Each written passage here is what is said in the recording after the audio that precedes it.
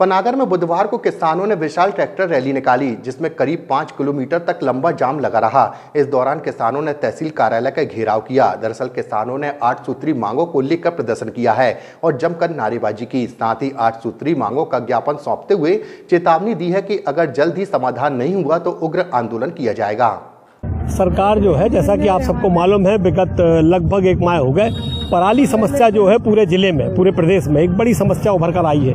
किसान के नाम पर सरकार कहती है कि यदि पराली जलाएंगे तो हम जुर्माना लेंगे, हमें तो गिरफ्तारी करेंगे, जबकि आपको मालूम है कि किसान के पास कोई प्रशिक्षण नहीं है।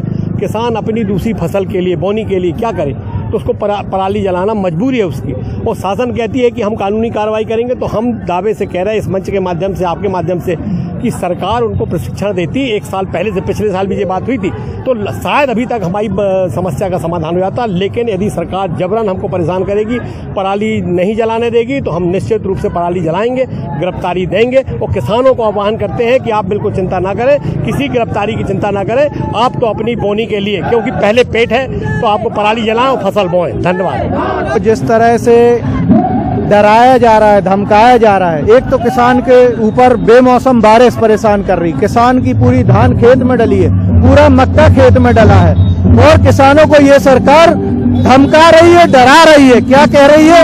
आप पराली नहीं जलाओगे, आपके यहाँ हार्वेस्टर नहीं आएंगे।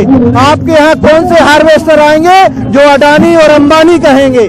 एक किसान को 2-2 करोड़ के उसमें कर्जे में डाल रहे हैं। आप 4 ट्रैक्टर खरीदो, अडानी अंबानी के लिए पराली इकट्ठी करो, उनके जो बना हुआ है उसमें भेजो। किसान 2 करोड़ रुपए कहाँ से लाया? किसान की धान आज खेत में पड़ी है, किसान को पड़ी है कि कैसे वो अपनी बोनी कर ले, कैसे वो अपनी धान को अपने घर में चले जाए, ताकि उसके बच्चों का पालन पोषण हो सके। आज एक ही मांग है कि जो किसानों की पराली जलाने का जो तुगलकी आदेश है, इसको तुरंत वापस किया जाए।